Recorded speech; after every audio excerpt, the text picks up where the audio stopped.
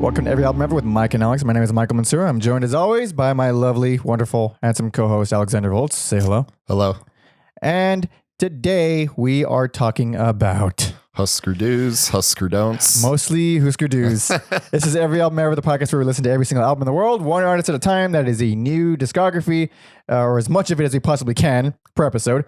And if you like us, you want to support us, you want to share, you want to tell a friend, do all that, you can email us just artist suggestions if you want to hear us bicker and fight.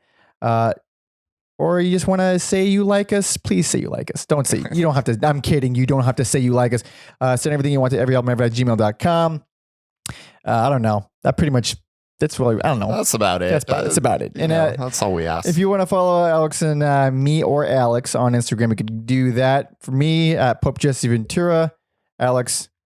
At Mother Puncture. And if you're interested in hearing my own music, because I talk so much shit about other people's music, you can talk shit about mine. That's at Pander Monkey, Pander Monkey, like the monkey. Oh, I got that out of the way as quickly as I possibly. Oh, no, wait, no. Playlist. Hüsker Dü playlist on Spotify that we put together. That's right. You can find a link in the description of wherever you're listening or watching, or at everyalbumever.com. There's a playlist associated with every episode that we've done. So please do that if you are interested in the things that we like and talk about. If you're listening to this, you're probably interested in the artist we're talking about. I don't think we're that charismatic that you just listen to an artist you don't care about, but just to hear us complain about it. I don't know. That one guy reacted to us in real time. So. Fuck yeah. We got some amazing fans and haters. I'm equally flattered by both, honestly. But Hüsker Dü. Hüsker Dü. I have been a fan of Hüsker Dü since I was about 12, 13, something like that. And I've already heard, I think, all their albums except one going in. It's just been like 15 years since I've heard it. So it was almost not fresh ears, but it was a lot of it was like, oh, wow, I forgot that song existed. That sucks. But also, I like this band a lot. So very similar to the Replacements, where they're from Minnesota. Yep. And that is episode 27, I believe. And yeah, I've only listened to one album, and I just wanted to hear more. Right. I think they're okay. Oh, God damn it, Alex.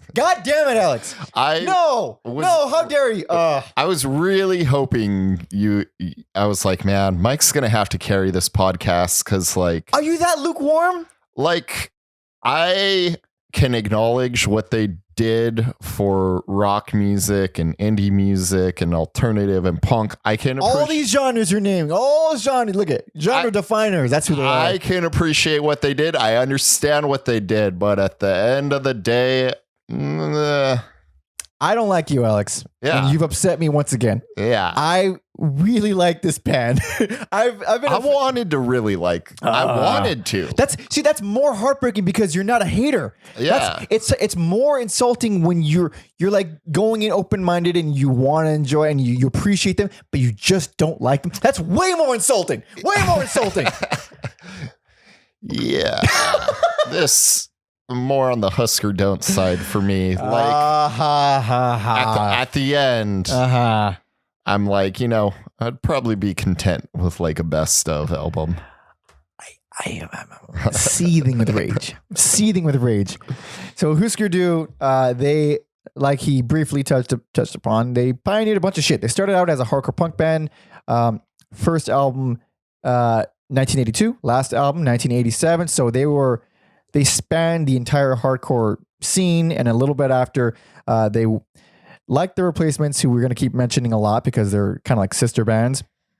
As well as I said this last time that, I feel like it's come full circle. We're doing the two Minnesota punk bands and then continuing our SST record label adventures. SST Records started by Greg Ginn of Black Flag. They were real important in the hardcore scene. Obviously putting out all the Black Flag records, Minutemen, Hüsker Dü. There's like a million that I'm forgetting. I used to be such a fucking nerd with punk. Sonic Youth was on there. Really?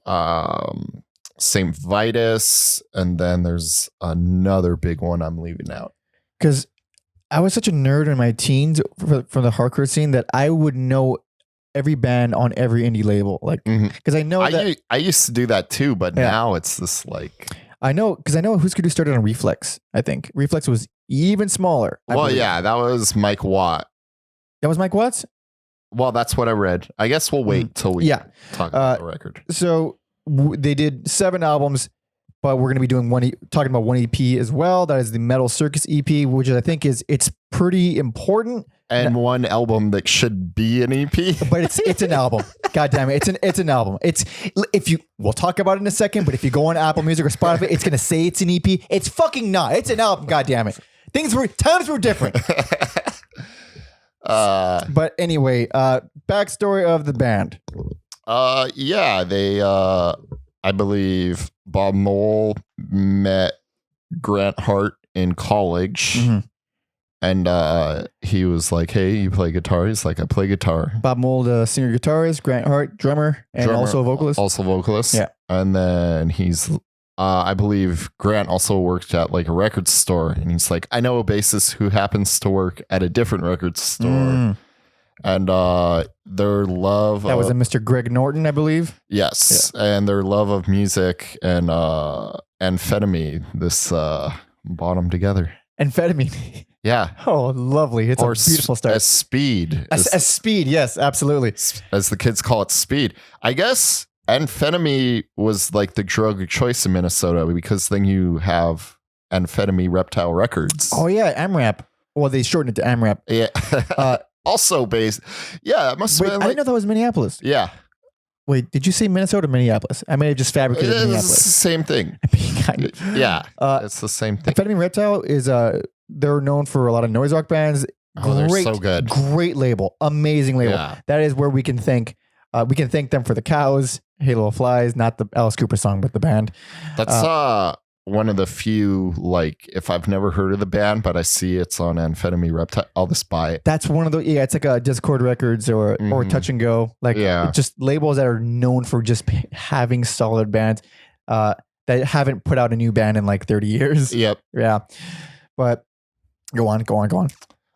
So yeah, they started playing music, and I think they used was it Thrash Theory? I was watching the Thrash Theory on Hüsker Dü, and they used to have a keyboard player, and during one of the gigs, they just like unplugged him. Really? Yeah, and like they were practicing one day without him, and they just thought they sounded better, and then so like their way of kicking him out was midway through a gig, just unplugging him and playing. That's so assholes. That's so mean. Assholes. It's devastating. I would be very upset. I hope that guy's doing okay these days. But man, like I said, I've been listening to them for a very long time. I was introduced to them when I was still mostly into hardcore. Like, I wasn't that open-minded when I was really into hardcore. I was like, it was faster the better. I don't want to hear anything else. And then I'm introduced to fucking behind a Zen Arcade, and that's a little. It's hard to absorb that when you're not ready to absorb that, but it eventually became a very prominent album in my life.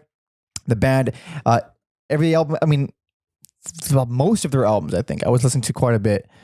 But like I said, it's one of those things. Like the Hüsker Dü has a very definitive sound. They sound like themselves. If you don't like even a little bit of it, you move on. You need to move on.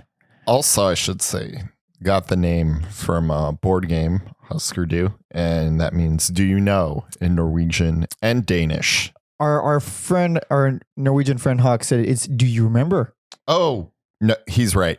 Is he right? He's right. I fucked up. I misspoke. Okay. I only remember that because it blew my fucking mind that I've not known what it meant for my entire life.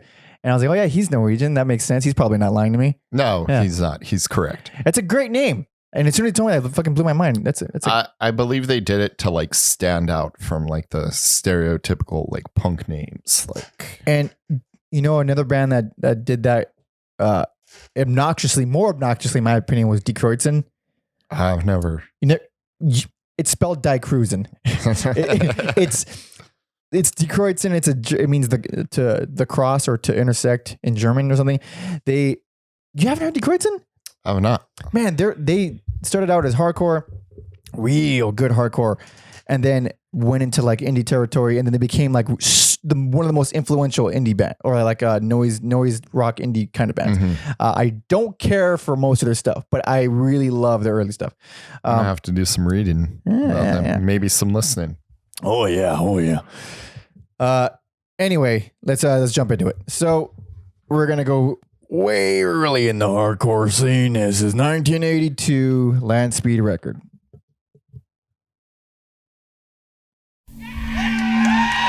Probably one of the worst sounding things we've played.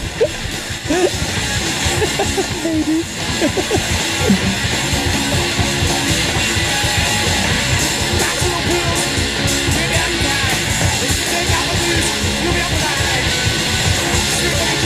And for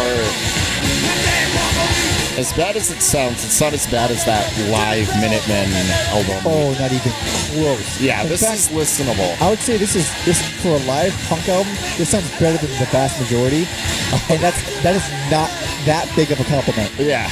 Okay, let's lower that really shit not. because bold and probably entirely because of finances that their first album is a live album, a hardcore punk live album.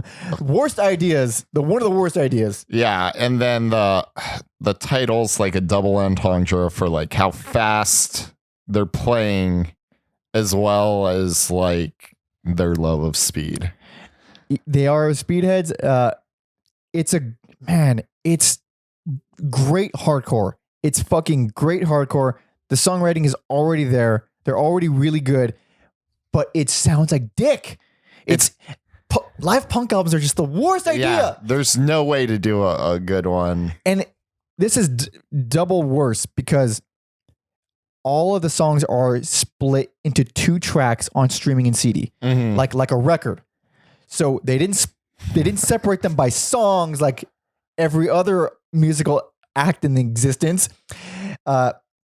And so we're not going to be like jumping around to songs because they're literally over the course. The entire album is in 2 tracks. Yeah, fucking annoying. And I bought this album as a teenager, as I really liked it, and that fact pissed me off so much. The fact that it was in 2 tracks that I had to illegally download a version where it was already split up into songs just so I could listen to it without. Yeah, it's annoying. It's not ideal. I mean, all the songs kind of just blend together anyways. They blend together. There's no breaks in between each song. Every time they finish a song, you hear the count off with the drumsticks for the next one immediately. I was not ready for like my limited knowledge of Hüsker Dü. I was not like ready for this shit. album, and I was like, whoa. It reminds me of when you're like trying to play fast, but you can't really do it, so it's like sloppy. Thing is, it sounds like that, but they can, and we'll hear that on the next album where it's a studio album. They can do it, but it just punk live shows were not a thing with a lot of finesse. It was mostly people getting punched in the face, mostly the band members themselves. And it sounds that way. It sounds exactly like that. Unfortunately for this album, the songs are fucking great. Like I like basically all of the songs individually. I couldn't tell you. You really? You couldn't? So they have an amazing cover of the Gilligan's Island theme. That's right. It's fucking I saw that awesome. on that. Fantastic. It's very well done.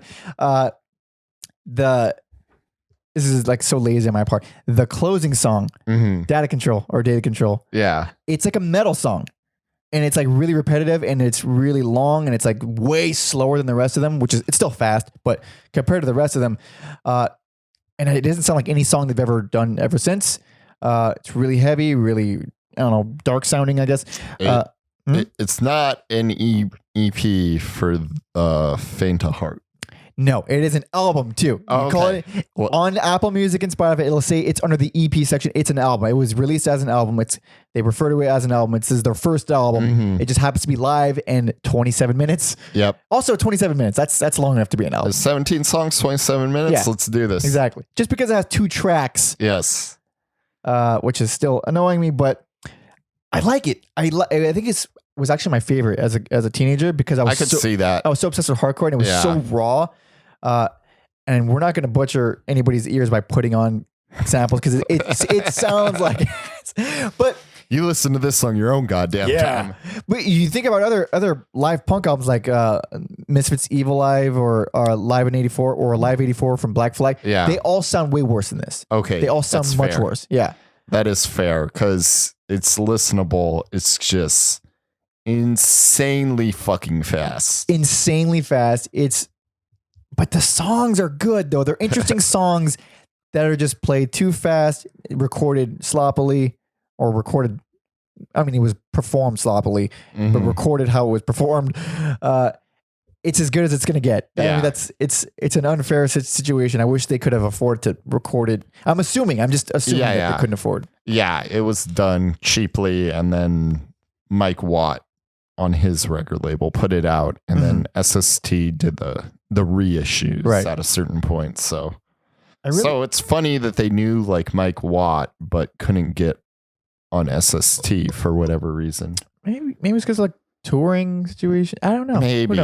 Who knows? Everyone was sort of breeding with each other in those days. This band is like a workhorse too. Like they fucking constantly recording and touring, and I believe they had a theory of like testing out songs live. Yeah, I believe in the same theory. I do the same thing. Yeah. So like they would. If you went to go see them on one album, they were like already on to the next. Yeah. Yeah. That's very cool. It's annoying for fans, but I really respect that. I really wish these songs were re-recorded in the studio because they're good songs. They're all real good songs. It's just really abrasive to listen to. And I can't recommend non-hardcore enthusiasts listen to this because no one can. It's a bummer, man. They're good fucking songs. But anyway, let's move on. Where are we at? Maybe someone should like George Lucas them, clean them up. Maybe. 1983, Everything Falls Apart. This is much better. Much better. We got a studio.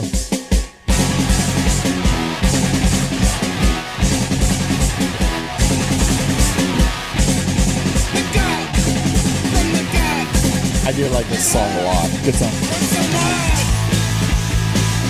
It's still hardcore, but they're already doing more than hardcore does. Just by this drum line. And the goal clearly isn't to be as fast as possible anymore. And to me, the album's still really fucking fast. Yeah, it is. All right, so this is the first studio album. And I think it's real cool. I also like this one a lot from someone who said they were I'd this be good with a compilation. This is a nice little album. It's 19 minutes of your time. Super fun if you like punk music. More cohesive. Yep. When they're playing fast, it doesn't sound like they're becoming undone. And like the cover of Sunshine Superman, so good. I don't even remember it. God damn it. He had one job. Listen to the album. Fucking job. Or know the cover. So this cover by Donovan originally. And this is the Hüsker Dü version. Oh, it goes snaps. Oh, yeah. Yeah. Like, it almost makes more sense to me this way than the original song. Yeah, it works real well. It's still sloppy, but like, it's almost like it's this weird thing with punk bands where they're playing it right. They know how to play it. They're talented. It just seems shitty. I love that. I also enjoyed Wheels. I thought that was a great, fun guitar riff, kind of reminiscent of the Wipers, and even though the Wipers were probably like their peers, so the Wipers were a little earlier. Yeah. And then I don't think I'll ever say this about any other song, but the song Gravity, that's a fun, great little drum beat right there. Put it on. Put on that little motherfucker right there. Yeah, every other song is just going to be so fast that I like the beats aren't too innovative, but Okay. this is Groovy. yeah.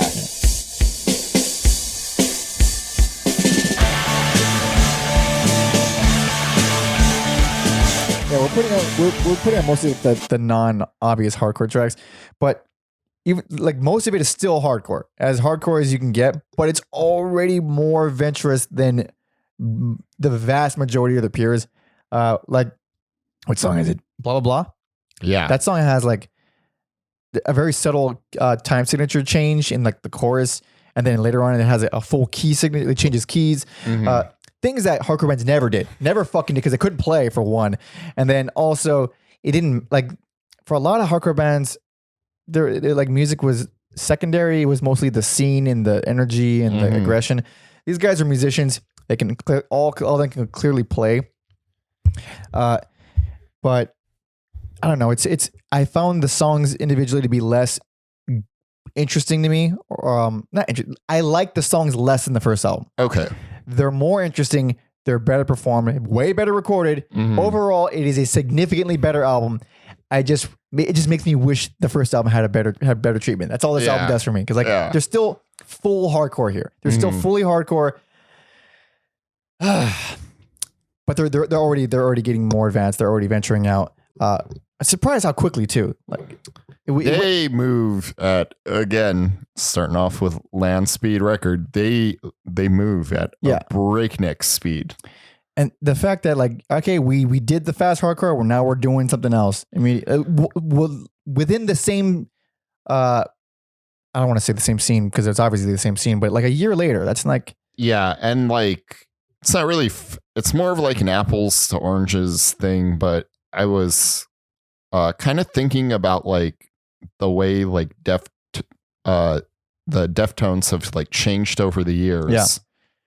And it's not like a bad thing, but like they've taken like a while to no pun intended to change. Shane.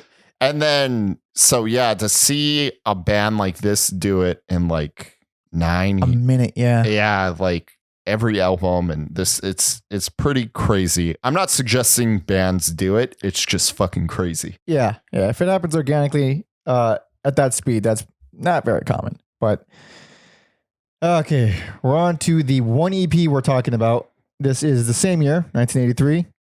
This is Metal Circus.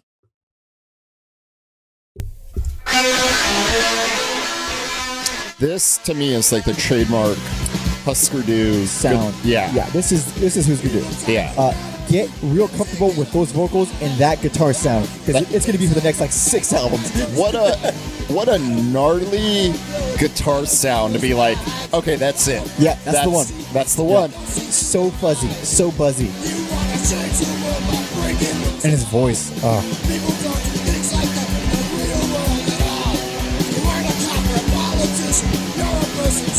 That's so funny. Like you picture like a Rollins guy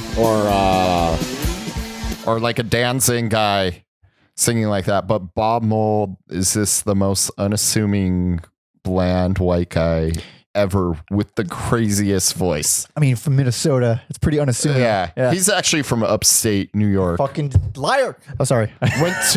He went to school in Minnesota, and I believe he stayed there ever since. So he's a adopted son. So thinking about Mould's voice, so he's, as you heard, he's screaming now, but I mean, he's always been screaming, but his scream now has now become really distinct. It's like, the way I describe his scream is like if you turned up all the bass on white noise. That's what, and it's, I wouldn't know how to mimic his voice. I wouldn't know how, like, and this, you're a man who's not afraid to mimic. I will mimic anyone I possibly fucking can. I couldn't do his. There's no way. It's a very strange scream. It doesn't even sound like human. It sounds fake. It's cool. I'm not a singer, but I feel like if I had some private time, maybe I could. Yeah, just psych yourself up in the mirror. Yeah, screaming at you. And the guitar tone, like we were saying, it's super fuzzy. And the production on this EP is the one they stuck with for a long time. And then like everything on SST is pretty much Spot. Again, we've talked about Spot 100 times. We'll probably talk. Spot's a very important guy in the LA hardcore scene. Yep. Very important guy. And so, he's just as much as a punk rock legend as all the bands he's produced. Sure. He's the Quincy Jones of LA hardcore. So this EP it's still technically hardcore, but their songwriting is already way above. These are real interesting, intricate songs. Happen to be fast. I wrote that it's not funny anymore. That's probably like the first song where we're not being screamed at. It's straight up indie. It's straight up indie, and I really dig those guitar harmonics in the chorus. They're really well done. This is subtle. This is, even though I enjoyed it because it's short. This is the where I realized I might have some problems because I listened to it and then I was reading about how much people love Diane. You don't like Diane? I'm okay with it. I don't. It's heartbreaking and wonderful, Alex. I get the song. Diane.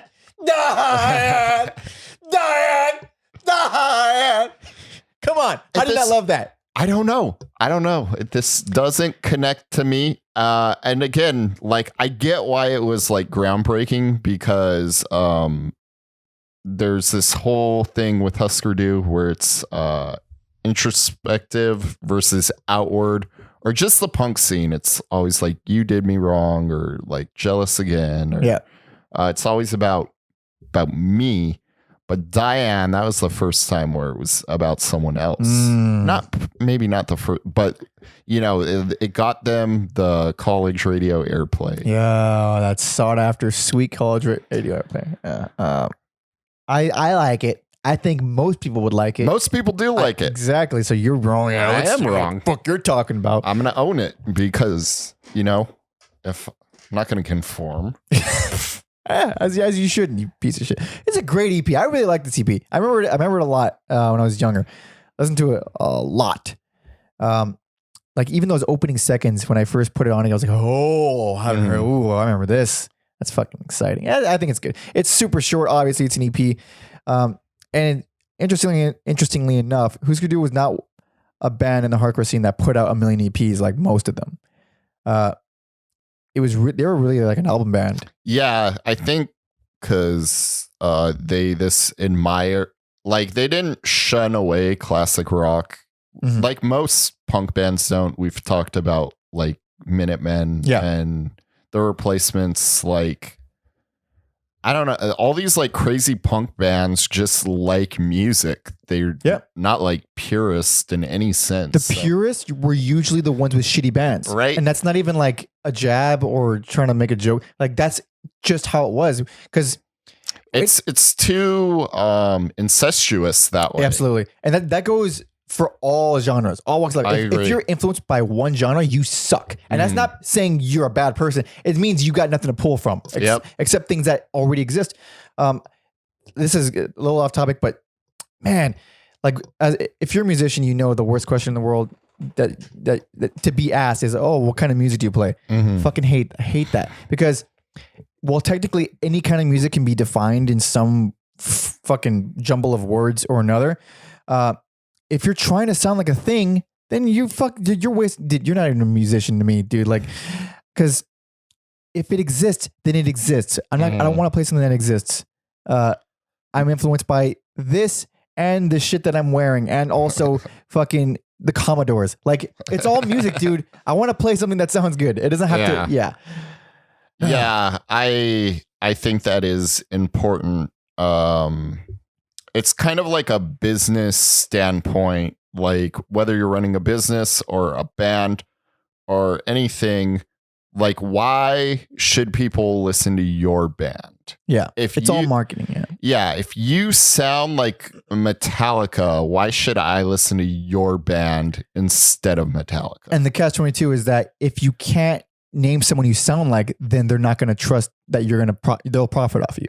Yeah. So it's, I sound like no one, but also sound like this thing that you like that will get you to purchase me, essentially. It's ridiculous. It's so stupid. And that's why I'm comfortable being poor.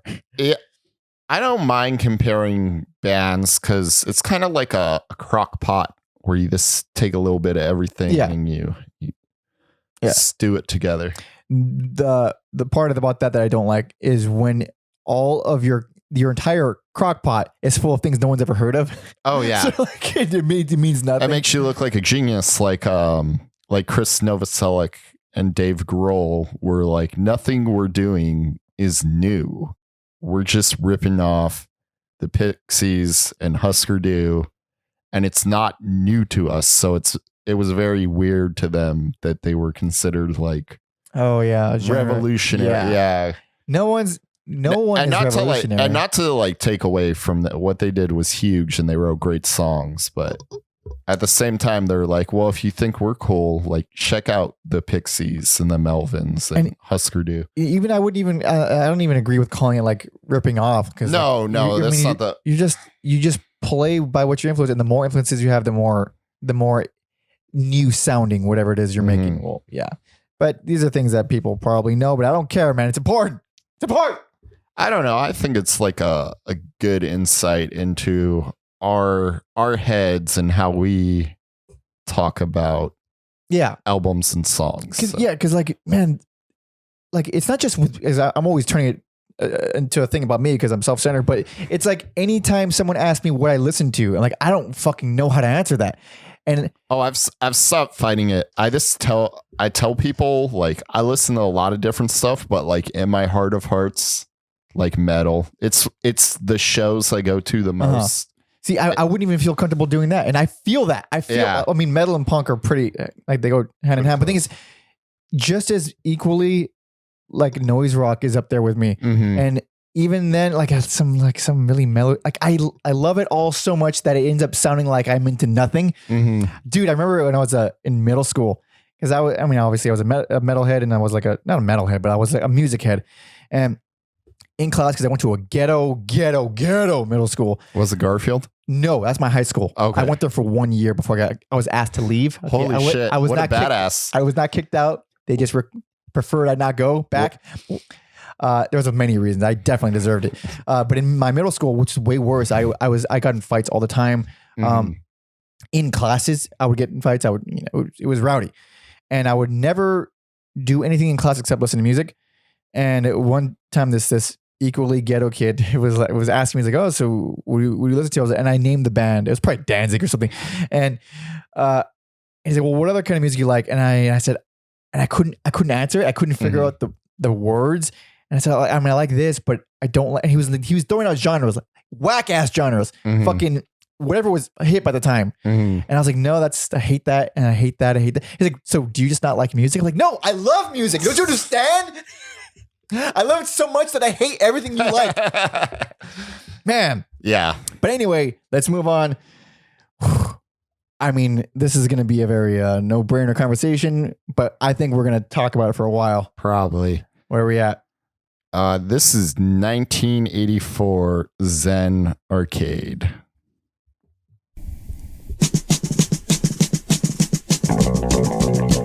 This is an amazing song. Fuck yeah, it is. It's an amazing opener.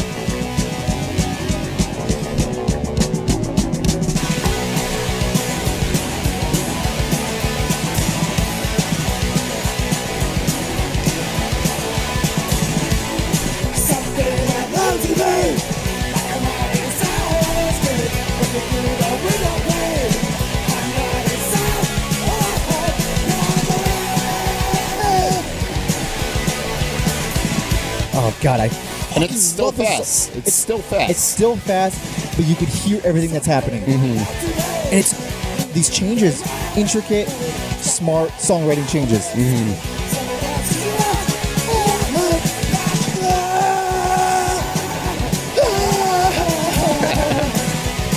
God, it's so fucking good. I know. We almost played the full song right now. Obvious. Best. Personal favorite. Not your personal favorite. Do I have? No, I have a different personal favorite. I'm blown away. You made me double guess myself right now. I'm very surprised. That's not that surprising. Anyways, yeah, I mean, this does deserve like all the accolades. It does, yeah. It's a crazy move to do one. I would say roughly they have about 40 minutes of music total. Let's do a double album. Yep. We talked about how this inspired the Minutemen to do Double Nickels. I believe they came out the same year. Yep. Both 84. Yep. Really close together too within that year. I don't know exactly the months, but yeah, the minute we talked about in our Minutemen episode 16, because we plug it every episode, literally. Minutemen caught wind that this album was being made, and they're like, "Oh, they can do it. They can do a double. We can do a double album too. Let's fucking do it." And arguably, what Minutemen did was more impressive because they just churned out a double album in 2 weeks, which is kind of amazing. This album, however, is more of a double album. Yes, there's way more shit happening. Because, like most double albums, this is like a concept album, and it's just a weird, like fuzzy, hazy dream, but also grounded in realism, and that's kind of Hüsker Dü in a nutshell. I feel like, yeah, I remember like a while ago, the first time I listened to this, I felt like I was just like bombarded by a wall of sound. Yeah. I didn't even know what to think about it. And again, that goes back to like the sound of the guitar. And to me, they're still noisy. They're still fast.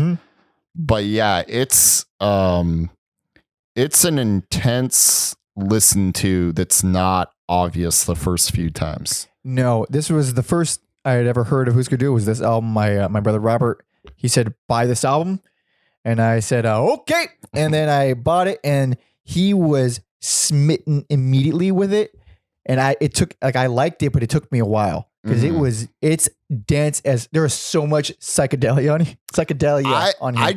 I don't like. I kind of get why people say it, but like I don't hear it. Hold the fucking what? And I love some psychedelic. Put on Dreams Reoccurring. I don't have 14 minutes. No, that's Reoccurring Dreams. Okay, yeah. It's track 5. But it's like this is like 1 minute 40. You're saying this is not psychedelic? It is. Hold on, guys. Alex doesn't think this is psychedelic. But I don't feel like it's like it's like Revolution 9. Hare Krishna. I don't think that's psychedelic. You don't think Hare Krishna is psychedelic? No, I don't. Put it on. Already psychedelic. It's already psychedelic. Not. It's to me, it's not. To me, it's like part of that like wall and noise. Here, listen, guys. Alex doesn't think this is psychedelic. Fight me. Okay, maybe put on Reoccurring Dreams now. The one that's fucking 20 minutes long. Maybe this one. This one for sure. I love this song though. It's fucking like how long is it actually? Exactly. Yeah, it's like 14 minutes. Yeah. This song. I love this song. We're not going to put it on because it's literally that long, but it's real interesting. That's actually the one along with Youth of America from Wipers. That's psychedelic punk. That's what I think of when I think the very rare instance of a psychedelic punk. It's that song and Youth of America, like those two songs, and that's my brother also recently made the argument that Meat Puppets can also be considered some kind of Meat Puppets psychedelic is punk. Another SST. That's right. Yeah. That's another kind of psychedelic punk band. Interesting stuff. Very rare that punk bands messed with that stuff. I could also maybe see Standing by the Sea because it's so weird. And you think that's psychedelic? Wait, what? Yeah. Hold on. My brain's breaking from you right now. Hold on. Because I like that song a lot. Yeah. But I find it to be more like cheesy, melodramatic than psychedelic. No, I don't know. I love the way it's so weird. love. He's like crying in it. It's fucking It's great. so weird. It's so dramatic. Yeah, it's so powerful. It is. It definitely is. Yeah, that bass line's fucking killer on that song. Oh yeah. So great. And then like, even with all that going on, like Pride is probably one of the angriest fucking songs I've ever heard. So I think it's Beyond the Threshold, Pride, and I'll Never Forget You. They're all back to back, and they're all insane. They're like the craziest things they've played. Put on some Pride, dude. It's prepare to punch someone in the face. Hell yeah.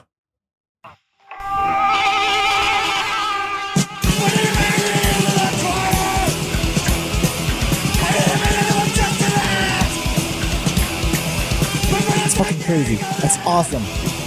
This is probably what Land Speed would sound like with production.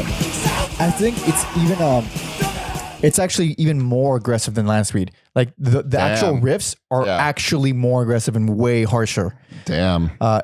It's fucking amazing. And I think Broken Home, Broken Heart is probably one of the best punk songs ever written. That one, man, because I listened to a lot as a teen. It's first of all, it's fast as fuck. It's got great chord changes. It's really, kind of mixes it up a lot throughout. It's like 2 minutes long. And then the lyrics are fucking devastating. And it's like a third person kind of thing where it's not a very, my life is bad, I'm a teenager and I'm angry. It's way more dark than that. Amazing song. Amazing fucking song. Also, because Bob Mould was gay and Hart was bisexual. Which, as we discussed in the 80s, meant you're just gay. Doesn't, like, I didn't even realize it. I had to look it up. They did not really use pronouns in their songs because they wanted everyone to relate. So unless they're talking about like a specific character, not that they don't do it. Like later on, I think they have like She's a Woman Now, and he's it's literally a song title. But but for sure. But for the most part, they're like kind of vague so people can attach to them. But yeah, this one they're talking about, a character for their story who runs away from home and finds out the real world is shittier than his broken home. Man, that's a funny thing too about the speaking without the pronouns, because I feel like, most likely it's because you didn't want to draw attention to yourself being gay, and they're not going to sing about like loving another man in the hardcore scene where everything was super hyper masculine, homophobic, and really aggressive. Even though they kind of basically shared the general blueprint of like lefty politics, they're still angry teenage boys who like to fight. And also they're not the most open-minded. Times are changing too. So whole way changing. Still the 80s. There still are things that wouldn't be acceptable. Not even close. Things were even. It's funny, like I always forget that was like, damn, it's going on 35, 40 years ago. When I was into this, I was like, oh, it was only like 20 years ago. But man, time goes on, shit changes. 80s were a long fucking time ago. Yeah, they were. God damn. But anyway, what else is amazing about this album? Everything. I love it. That's not true. There's a lot of, I don't really actually care for the psychedelic stuff. The things that you say are not psychedelic. I feel like the psychedelic stuff is more like interludes. It's long interludes. That's what it feels like. I don't even think they're that long. But when I think of interlude, I for my interlude, you keep it at 15, 20 seconds. All right. That's my interlude. Not 3-4 minutes, I feel like they're more like a minute 40. Hare Krishna? How long is that one? Oh, that's a song, but it's not a good song. I don't like it. I don't really care for it. It sounds like I remember picking up the album and also, hearing people say it had psychedelic influences, and then seeing that song title and like, oh, this is going to be some sort of freak out good time. It does sound like I Want Candy, but with like a bunch of like bells and whistles on it. Oh yeah, it's like I Want Candy and the Stooges and a buzzsaw made a baby. That's what that song sounds like. Yeah, it sounds cool when we describe it. I don't even like the song. The Biggest Lie. It's like beautiful hardcore. Oh yeah, it's like same with, not to take away from The Biggest Lie. Well, actually, I like the lyrics on that because growing up, I feel like a lot of people Lied? Or I felt like it's more like people lying to themselves. Like, I'm sure everyone has done it. You met some asshole who says he's an entrepreneur. It's not really clear what they do for work. And those are the people telling themselves the biggest lie. Like, just trying to, look good for. Yeah. Because they fucking think that's how society works. That's literally all of Instagram. Yeah, exactly. Yeah. Instagram's a good example. So, yeah, the biggest lie is good. And then, of course, another beautiful song is Pink Turns to Blue. Oh, that's brutal. It's a brutal song. The song is called when Pink Turns to Blue, or When Pink Turns to Blue. That is in reference to skin color. Yes. If you can't put that together, what that means, it's bad. Yeah, it's about the main character's lady ODing. God damn, it's so depressing. Which is something that was probably very real to them with all the drug use. Mm-hmm. I'm sure they had friends and yeah, there's a lot of deaths. Dude, I'm fortunate to have not stuck around people doing a lot of drug use throughout my life. I mean, I've certainly come across them, but there's a lot that don't make it. Yeah, there's some that I know that did not make it. Mm-hmm. So it's amazing. It's fucking terrifying. And then reoccurring dreams. What a closer! Like, it's a double album, and they're like, you think you're out of the woods. Here's Yep, we're gonna throw on this 14-minute dicking around fest. Except it's not even dicking around. It's legitimately interesting. I think it's like one of the most ambitious like punk songs. I mean, you brought up Youth of America earlier, and it's in the same vein, although it's more crazy. It's more crazy sounding. It's more concise to me. Really? Well, it's less spacey. It's less drifty because they're still playing throughout the whole thing. There's not so much studio shit going on. Mm-hmm. Also, this album has nothing to do with arcades. So I had a feeling. I think it has that title because it's a weird concept for the 80s. The main character, I think he like flirts with the idea of being a video game programmer. Mm-hmm. And that's a crazy fucking subject to write about in the 80s. It's almost non-existent of a subject. Yeah. It barely even happened. We barely had programmers. I mean, like now, yeah. But that's a fucking weird. I don't even know what to compare it to now. Like, yeah. I mean, yeah, the world is just so much bigger now. Before we move on, a few things that I love about this album. The short piano interludes, one step at a time, and Monday Will Never Come. Monday Will Never Be the Same. They're like, you would hear them in like a really like a sad scene in an 80s movie, kind of really bright piano, really simple pieces, but they're perfectly paced. They come in at the right time, and the songs that follow them are always very complimentary. Charter Trips, one of the best songs ever written, I'd say, in terms of all of music. I love Charter Trips so much. And you deny this album psychedelia. Is that a word? I keep saying that. I think it is. Psychedelia? Yeah. What's the psychedelio?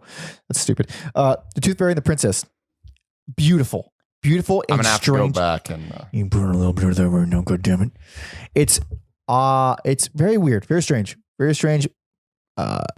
dreamy, I would call it. Okay, sorry, I fucked up. Got ahead of myself. You gotta hear yourself there, yeah.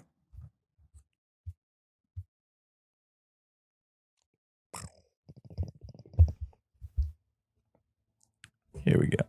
Yeah.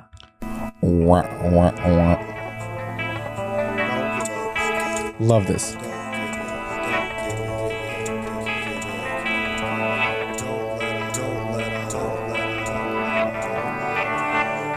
Oh, it's so dreamy. But yeah, it's more like an interlude to me. I mean, yeah, of course. Last note before we move on, because I really do like this album and I do think it's so important. Turn on the News. Which is like, it's like a Kiss song pretty much. I'm going to go on record, the best punk solo of all time. Where is it? I have a timestamp. Okay. 2 minutes, 25 seconds. This is one of the most impressive solos in all of the punk scene.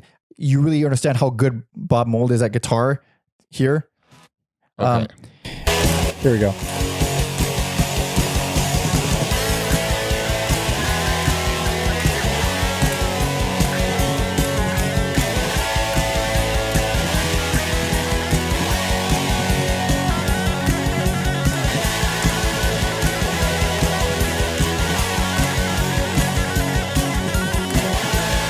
I don't know why I didn't notice this. Like, What? Here we go.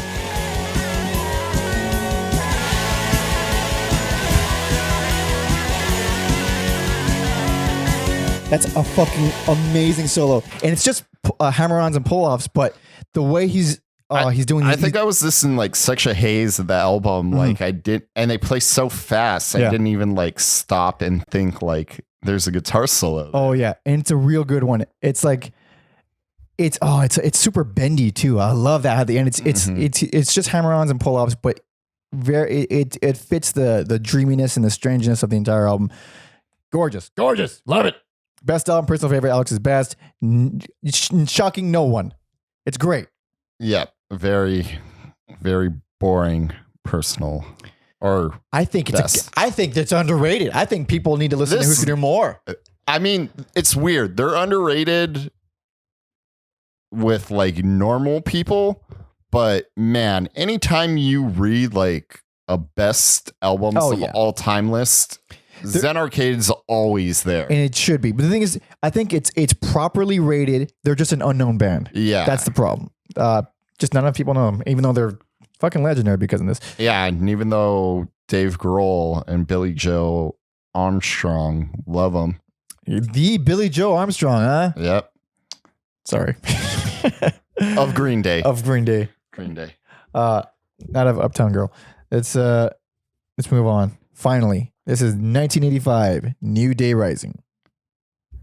This may be one of the greatest opening songs ever. Great song. Like all the shit they've recorded, I feel like every show they did, you have to open with this song. It's great. That vocal line, dude.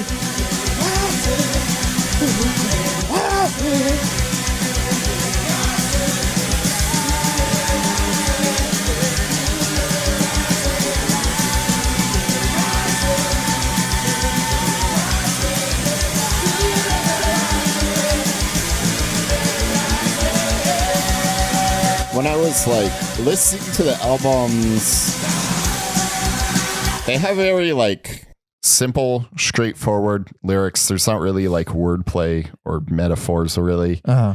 And like particularly this one, he's just saying New Day Rising. Yeah. And I like I looked up footage of them and I was watching them play. I'm like, I just think they're playing so fucking fast. Like who has time to worry about like the words? Shit. Yeah. So that was my conclusion after looking up footage of them playing. Like, yeah, you're playing so fast. Who cares about? In a lot of hardcore bands, man, it was not only are we playing so fast that who cares about what the words are, it's who cares about the singer, because that you often see singers, I probably mentioned this at some point, where singers would only just sing because it was a full fucking time job. Because I think Kenny Rollins had a story where his first show with Black Flag, he gets on stage and the first thing that happened was he got punched in the face and he had a bloody nose. Like the first thing that happened at his first show singing for Black Flag. And I almost for sure mentioned this before, where Fear's appearance on SNL, leaving, he starts out singing, playing guitar while singing, but within seconds the crowd kept knocking over the mic stand, so he just took off the guitar and just grabbed the mic and started, because like it was a full-time thing. Yeah. These animals, dude, they're fucking animals. Yeah, you fucks. You fucking fucks. Come on, save your passion, goddammit. This is a good album. I like it a lot. It is a good album. Minnesota punk bands love putting dogs on their album covers. It is the sweetest album cover I've ever seen, possibly ever. Because the Replacements did that That's right. They not did with the All Shook Down. It's a different album cover, but Minnesota punk bands love putting dogs on album covers. It looks like it would be in a dentist's office. Look at this thing. Yeah, I'm assuming it's a lake because there's like 10,000 of them. Yeah. Yeah, I read some things where people were like, this is like when they made like the full jump to alternative. Bullshit. No fucking way, dude. I'm like, it's so fast. It's so loud. Dude, don't bring that alternative noise around me. Right How to Skin a Cat? There's nothing fucking regular about that song. Dude, that song is crazy because it's based on like an urban legend where people would put that in like classified ads. And so they just read the ad. For the lyrics? The lyrics are the ad verbatim. That's a very Minuteman Mike Watt reading the landlord note. Yeah. Verbatim kind of thing.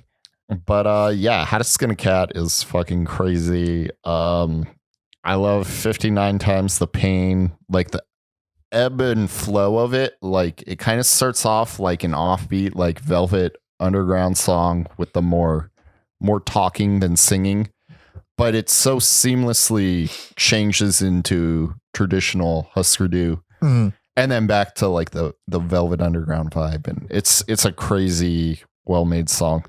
I really like.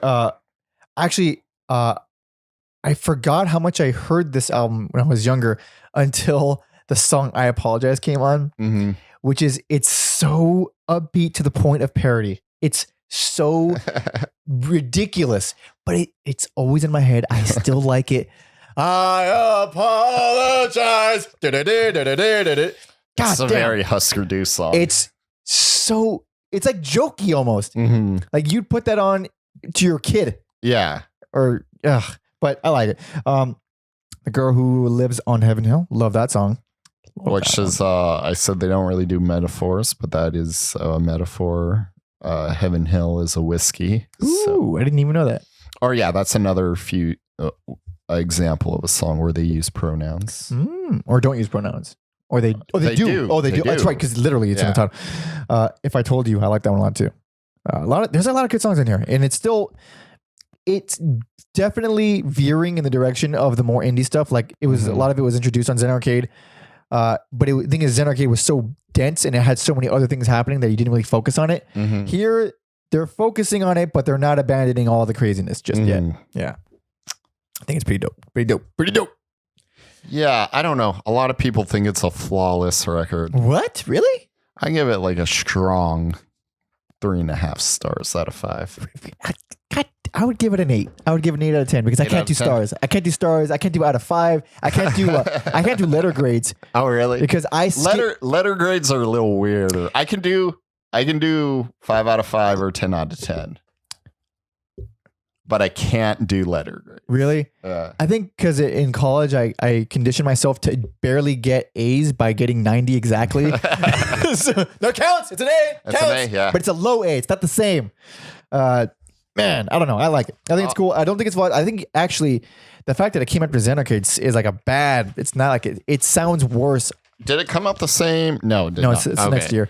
But like, if you're listening to them in a row like we did, hearing this after Zen Arcade is like, what the fuck is this? Yeah, but it's good. You just gotta accept it for what it is. No one do what we do. Allow yourself to breathe and digest stuff, please. Yeah, maybe if you're fucking lame, but I don't know. I dig it anyway. A lot of people dig it. I didn't know it was that beloved. Honestly, yeah, it's considered like equal to. Okay, we're not gonna go there. We're done here. We're done here. Where are we at next? Now we're at also the same year, 1985. This is Flip Your Wig.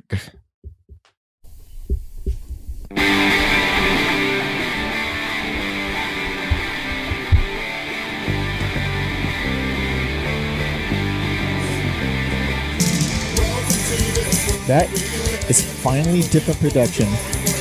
So this isn't Spot anymore. This is the first album, like, not produced by him. Certainly sounds that way. Well, I don't think he did Land Speed, but like in studio. Yeah. So this is the first time they're They're self-produced. Oh, they produced this. Yeah. Ooh. Explains all the reverb.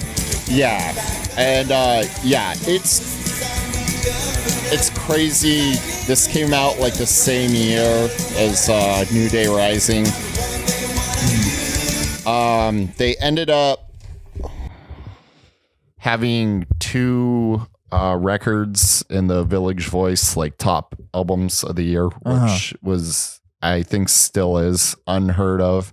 Although I feel like that new band, Big Thief, they might have pulled that off because they did something similar last year where they put out 2 albums. I don't know them.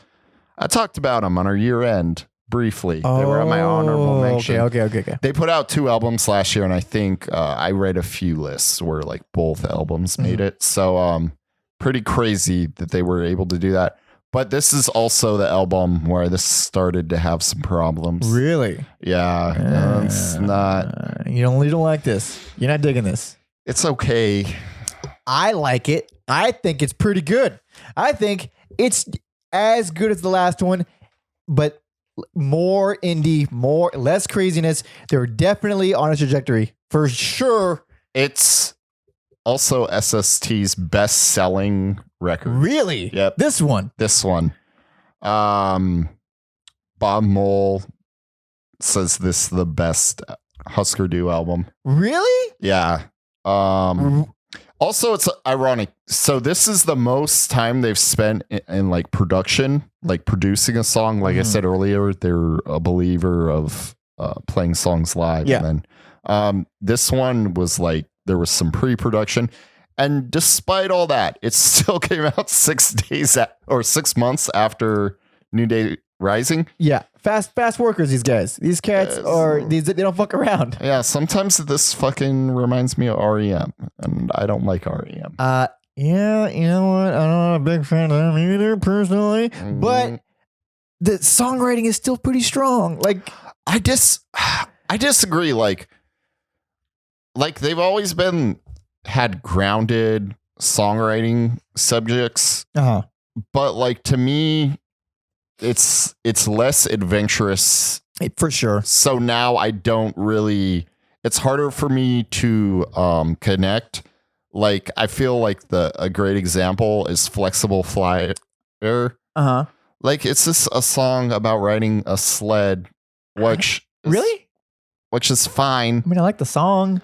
I think it's real catchy. It didn't do anything for me, and I'm like, that song like kind of encapsulates like the issues I have. Okay. With the band right now, it's not like a big deal, but the baby song. Which one? The baby song. I wrote. Sounds like it was stolen from Mark's Motherbaugh while scoring an episode of Rugrats. Put it on, so I will remember immediately. But you will. The baby song. Okay, I remember. Yeah. Okay. We don't. Yeah. Okay. That's all anyone's getting. I didn't know that was because I didn't look at the track listing. I assumed that was like an intro or an outro. I didn't know it was like his own. Oh, it's a full song. Yeah. It's neat. It's stupid. It's not a song. Yeah. But I like that it's there though. It's only 40 seconds. I appreciate that it's there to mix up the REM monotony. Like, I guess that's the only way to put it. Like it shows the listener that, hey, we're still doing whatever the fuck we want to do, kind of thing. Plus, Makes No Sense at All, I think, is one of their more famous songs. Yeah, I think Make No Sense and Green Eyes are like probably the strongest. Green Eyes is awesome. It's beautiful. Yeah, those are like the strongest I like they've done. And then the title track's like the most poppy they've been. Yeah.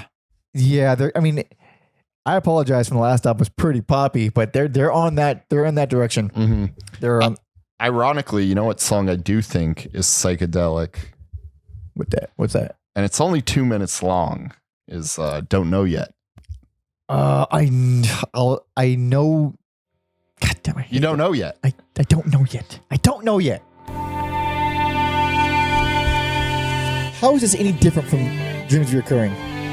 I don't know. It's just backwards instruments. It's the same shit. God damn it, Alex. That's very cool though. I don't know. This worked better for me. It's cool. I enjoy it more as a song for damn sure. I think because there's like a drum beat. Something to grab onto. Yeah. Dude, drums will make a song that would otherwise suck all the time. Fuck, man. I swear, like pick any song you like, take out the drums and tell me if you still like it. That's like, man, it's fascinating. But yeah, real heavy. And even though REM was probably inspired heavily by Hüsker Dü. Real heavy on the REM vibes.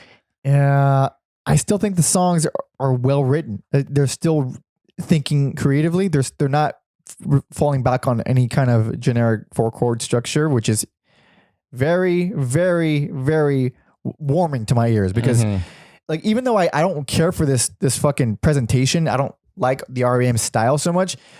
If the songs are interesting, you have my attention at the very least. See, this had trouble holding my interest. Yeah. And like people love REM and those people would probably fucking love this. It's very interesting. Very interesting. For that. All right. Now we are on to 1986. This is Candy Apple Grey.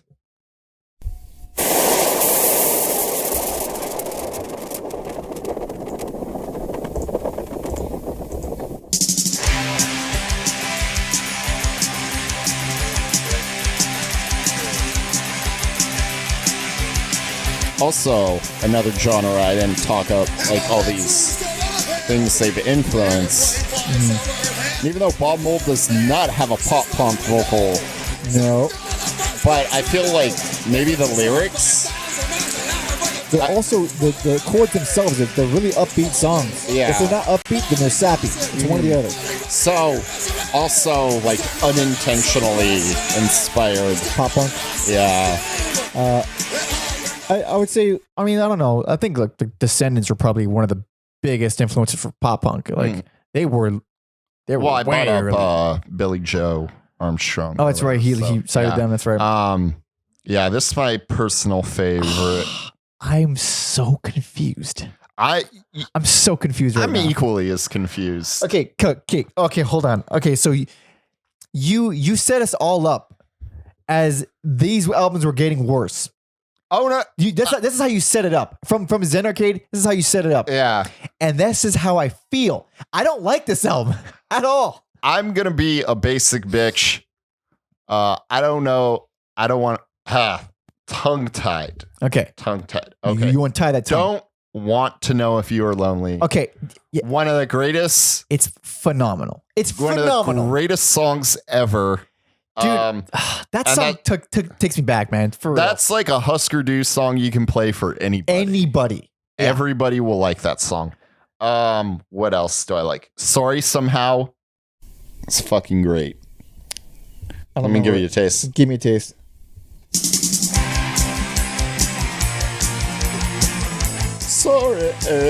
Sorry somehow.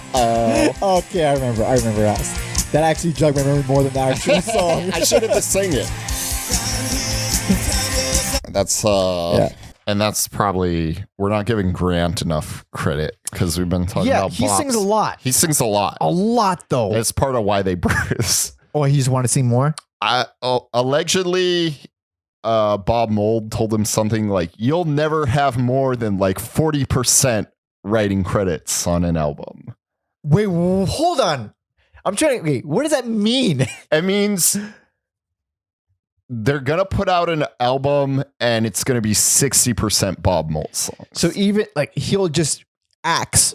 If it's 50-50, he'll axe 10% of that. Just to have more songs. That is, dude, the ego in music is fucking ridiculous. It's insane. Oh my God. Also, I should say, I think it was around this time they kind of like realized they were hot shit. Like how influential they are. This is also their first album on a major label. Another like what is it, Warner Brothers? Yes, another innovative thing. They're considered like one of the first indie bands to go from the indies to a major. Yeah. The deal they got, it was is like a no-brainer. They were able to maintain creative control. That's the most important. Yeah. It was very obvious SST could not keep up with the popularity. They could not produce records fast enough. Man, that's a good problem to have. Yeah, not that they're like in the top 10, but for SST, it was really hard for them to pump out the records. It was run by Greg Ginn and his cats. Yeah. That's pretty much it. Another smart part of the Warner Brothers deal is they weren't, they kept the overhead low on them. So it wasn't like, we're going to spend, however crazy amount of dollars and turn you into superstars. Yeah. It was like, well, we know what we're getting. Yeah. So we'll keep the production costs low. And I mean, it sounds fine. yeah. So, from that, it's like they're on a major, but so what? Like everyone's expectations are kept in check. They didn't sign to like a major to become like the Rolling Stones or anything like that. Yeah. What else? Aside from Don't Want to Know If You're Lonely and Eiffel Tower High, which I thought has very fascinating chord changes, everything else, man, there's so many ballads on here too, and none of them do anything for me. Two of the ballads do it for me. Which ones? Hardly Getting Over It. It's so weird. Like I think there's some synth, acoustic guitars, pianos. I'll play a little bit. I'll have you guys know. I did not care for that one, but go on ahead. Okay, I didn't know if you remembered. No, but this is like, I think I like slow Hüsker Dü. Really? It's not common. It's only in these later albums. Rough vocals, man. Is this Grant? No, it sounds like Bob. Oh yeah, it's a little rough around the edges. You know what? That vocal performance isn't nearly as bad as No Promise Haven't Made. That was rough. I love that song. Really? That song. Show the listeners that vocal line, because First of all, I don't care, man. Full piano ballad. Yeah, we're there. Like, if a clean artist does something like this, I don't like it. But if, like I said, if you're kind of rough around the edges about it, like if the Replacements did it, I just hate those chords. Wait.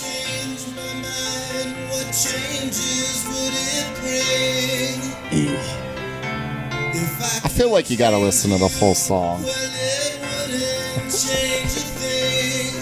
Okay, fair enough. I just hate the chord changes. The chord changes, I've heard them countless times on the radio. Times. Yeah. That's why I said I was going to be basic with my personal favorite. But no, it's the fact that it makes no sense to me. Makes no sense at all. Yeah. You got your head in the clouds, Alex. Makes no sense at all. Sorry. I'm more surprised that, first of all, you don't think Zen Arcade is psychedelic. I don't. And because of that, like, obviously Zen Arcade would be your fucking favorite because you're Mr. Psychedelia. Yeah. But you don't even consider it psychedelic. So you like this shit that I fucking hate. I got multiple flavors and notes to me. I'm like a fine wine. Hate you. I'm very complex with Hüsker Dü. I will say the songs that don't work on here, I feel like are more in the Flip Your Wig camp. Yeah, there's nothing. I mean, it's not terrible. I didn't think it was terrible. I know you liked it a lot, but compared to the rest, it felt like, whoa, man, I don't like. I went between this one and Everything Falls Apart for personal favorite. Really? That is as different as it gets. Yeah, they're two totally different, but I don't think I can deny the power of Don't Want to Know. Dude, that song. The first time I heard that song, I'm like, it's so angry and petty, but real. And I love it. And it's like something you say when you're like crying over a relationship. Yeah. Oh, yeah. And someone will tell you like your ex is lonely. You're like, I don't want to know if they're lonely. I don't want to know if yeah. I don't care, but you do. Dude, it's so funny because in high school, one of my good friends at the time, he would put on this song as like like a joke to me whenever I would be going through some kind of girl problems or something. Oh, really? And I couldn't even get mad because of how good the song was because we both loved the song so much. Great song. Anyway, shout out to Stephen Correa if he's still out there. But man, all right, you shocked me. But now we're gonna surprise no one with this next album. Where are we at? We're at the end of our journey, Alex. Where are we? It's the year of my birth, 1987. So I was probably within proximity of Hüsker Dü. Probably. This is Warehouse Songs and Stories. I got some surprises for you. Not on how I feel, but What are those fucking Casio drums? it's weird. Yeah, they don't sound like real drums. I feel like they're not. Listen to that ride cymbal. It sounds programmed. Should have bought Spot back. Yep.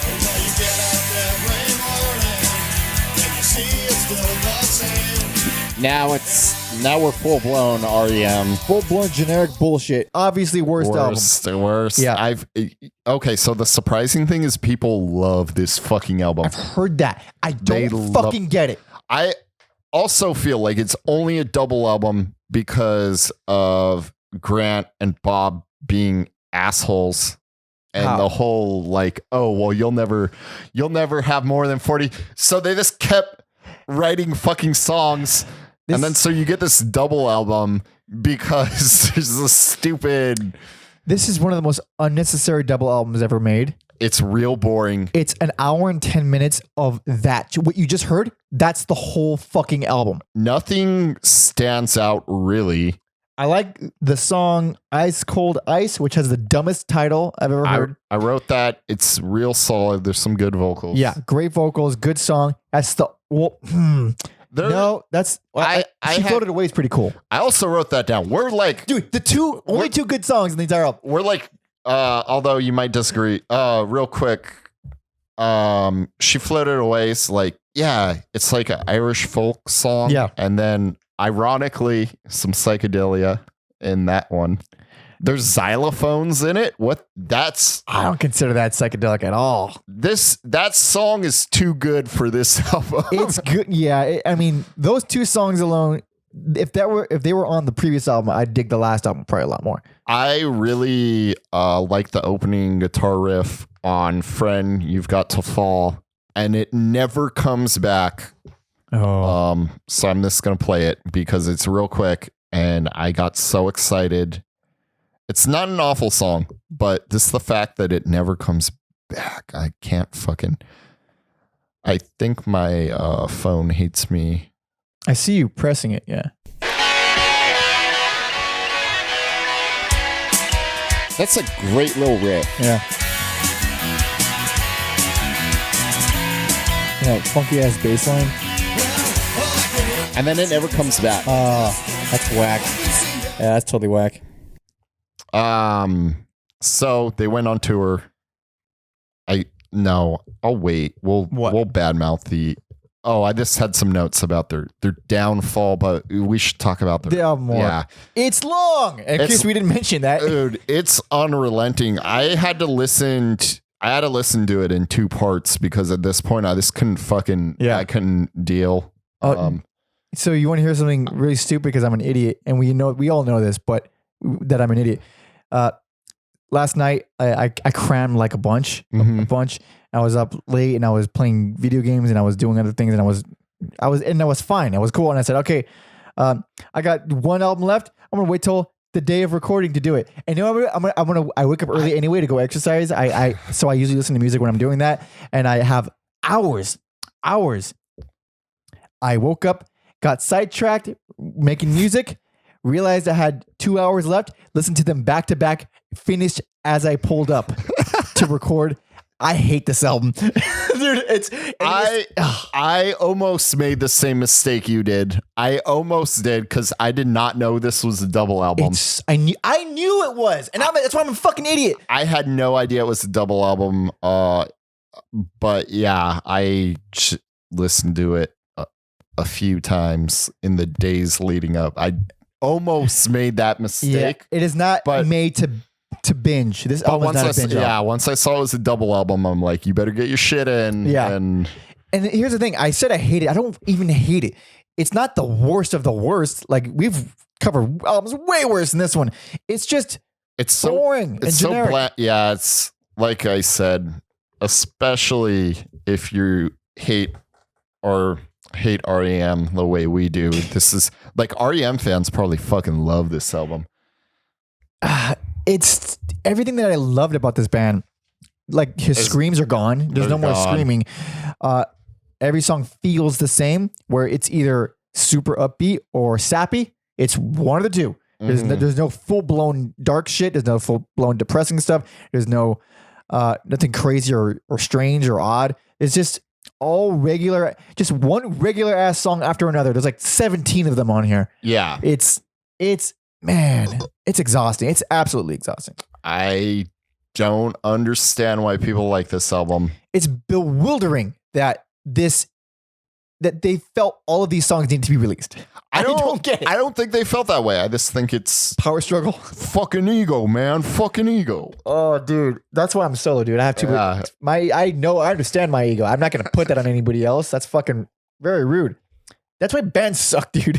That's probably why they never got back together either. Probably. Grant Hart actually recently died a couple of years ago. 2017. 17, yeah. But there was no reunion before that.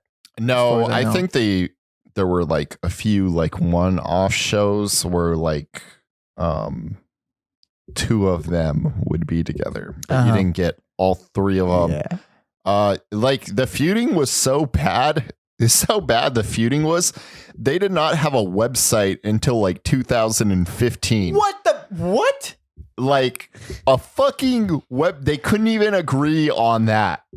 Oh, that's awesome. Yeah. That's hilarious. So like they barely got a website in 2015 and a Facebook page. Like that's how. I thought you were gonna say MySpace. No, well, 2015. I know, I was a They- joke. They were beefing during the MySpace era. Oh yeah, beefing hard. This is kind of unrelated, but I wish I didn't even think about we don't do slideshows anymore because the album's way more practical.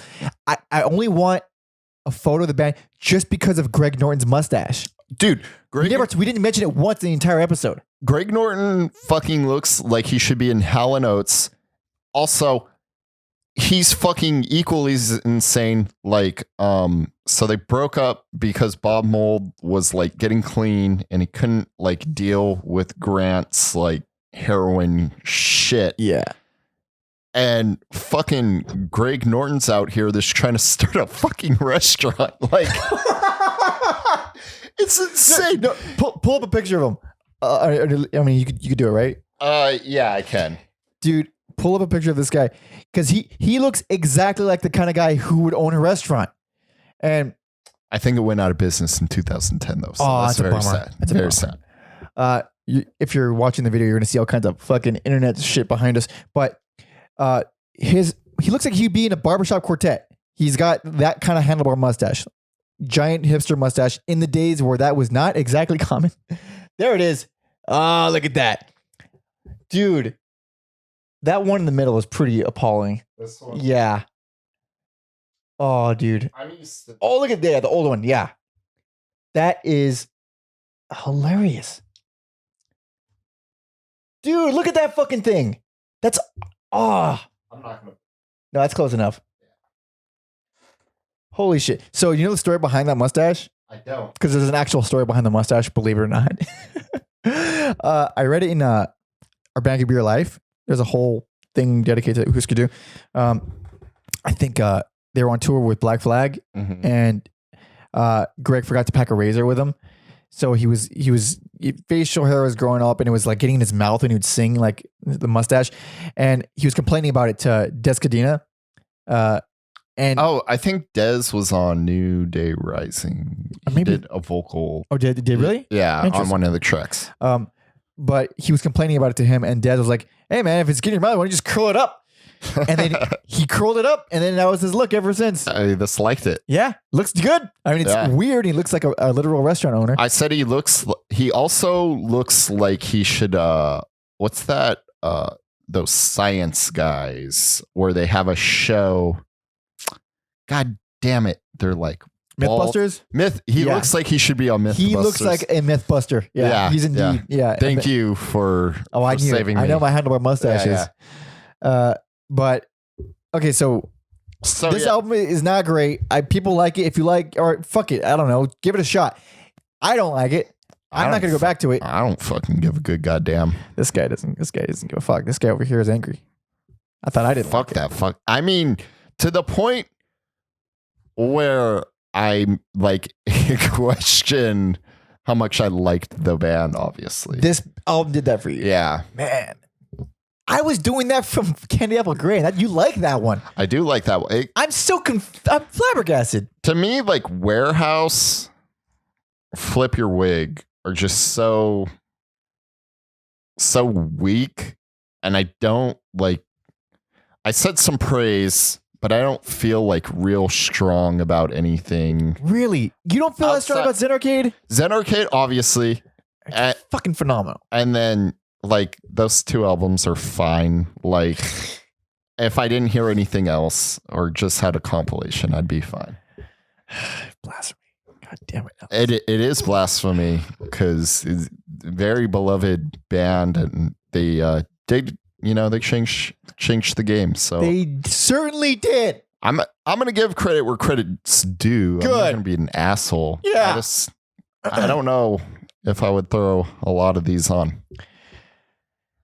I get it. I don't agree, but I get it. God damn it. This whole show is about compromises. That's all we do. I mean, probably like how I thought you were going to feel about the Cocteau Twins. Yeah.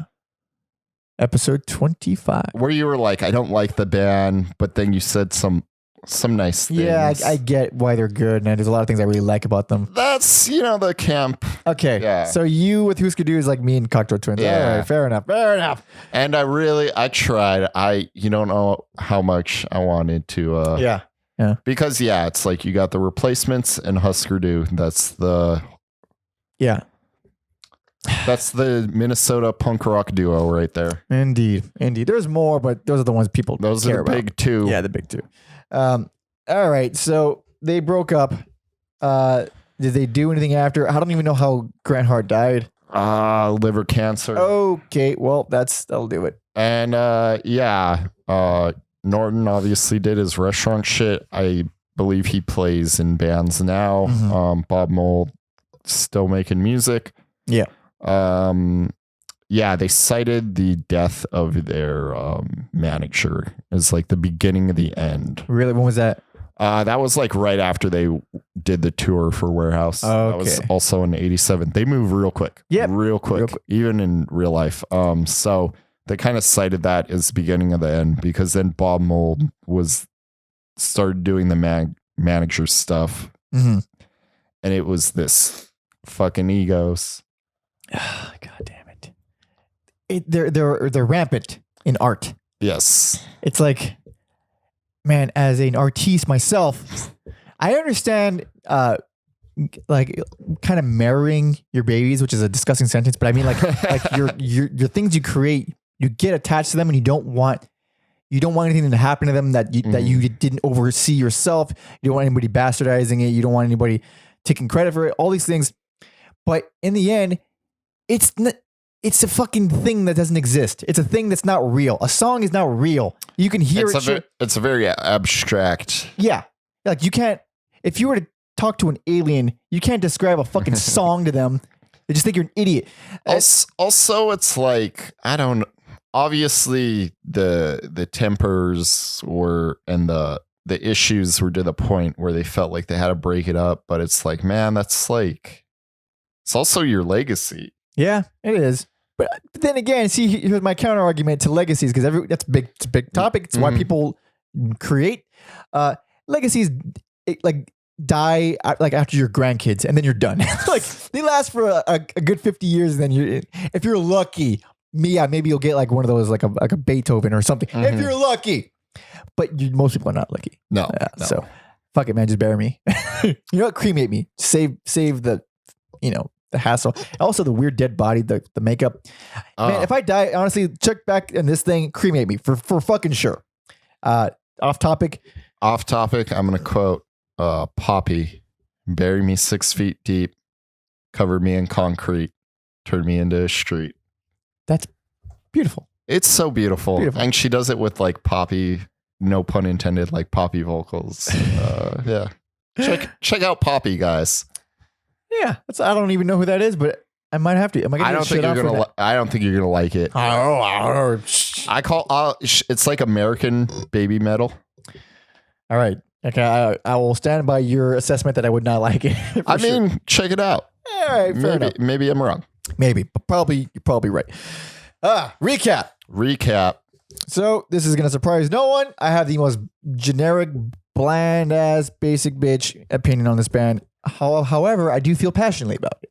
Yeah. So best album, personal favorite, Zen Arcade 1984. Without saying, one of the best punk albums ever made. One of the most important albums in indie music, I feel like. And I think a lot of people feel like. Worst album, without question, Warehouse, Songs and Stories, 1987. It's also a double album, but it's just not good. Yep. It's like an inverse of Zen Arcade. Pretty much. For me, best album, Zen Arcade. Personal favorite, Candy Apple Gray. And then the worst, Warehouse. If that album was a person, I would fight it. God damn it. You need to control your rage. I know you get angry on this podcast live. You scream all the time when you knock things over. I've never been in a fight. Really? A fist fight. Never? Never. That's so funny because you're the bearded guy. You're the big guy. You think so. I'm the one who's been in countless fights. Yeah. I in middle school, one of those like life teaching defining moments, I got my face ripped open. Holy shit. But in a fight. Like I think I had bitten my cheek the second that I was punched. So it tore a hole in my whole face. And I was fucked. I was fucked up for one. I come to, I get up, and I proceed to go about life business as usual. And I'm walking to class, like, because this is in between classes. This is nothing to do with Hüsker Dü, but this is a fun story. I'm walking, and as I'm walking, it was like that scene in Step Brothers where he has the fake makeup on him, and everyone's like screaming when they look at him, and then he's like, "Why is everyone freaking out?" I go, yeah, it's because well, my face was torn open and I had blood all over my face. So at a certain point, a teacher sees me and she says, "Go to the nurse now." I'm like, what's the big deal, you fucking bitch? And there's nothing wrong with me. So I go to the nurse. I walk in the office. Everyone freaks out. Like, go to the bathroom. And I was like, okay. And I go, and I'm like, oh my God, I look like a horror movie. Of course, I had to go to the hospital. I had stitches all over my face. It's humiliating, obviously. And that's why you don't fight, because sometimes you have to go to the hospital. But yeah. Anyway, nice. I would not fight this album because I learned my lesson. I have not learned any lessons, so I would fight it. You clearly didn't learn a lesson from my story that I just told. No. But anyway, thank you so much for watching and listening. If you have a suggestion for an artist you'd like us to bicker about, disagree about, fight about, all that, or if you have any love or any hate, whatever, send everything you want to everyalbumever@gmail.com. Of course, like, subscribe, share, tell your friends, all the things that would help us. Please do all of them, please. Spotify playlist. Oh, yes. That is on everyalbumever.com, as well as the links. There's links in the description. I'm fucking stuttering all over myself. It's a long episode. I'm tired. There should be a link wherever. Our favorite Hüsker Dü songs, probably mostly my picks, I feel like. I already started it. Okay, then you're ahead of me. Yeah. As well as every other episode. We got playlists for them all. Check them all out at everyalbumever.com. Okay. This is you. This is you. Yeah. This is you, obviously. We're gonna close it out with a song that I gave high praise to. Not how long is this episode? A while ago, I said this is one of the best songs ever made. I stand by it. This is Chartered Trips from Zen Arcade. Thanks for listening, everybody. See ya.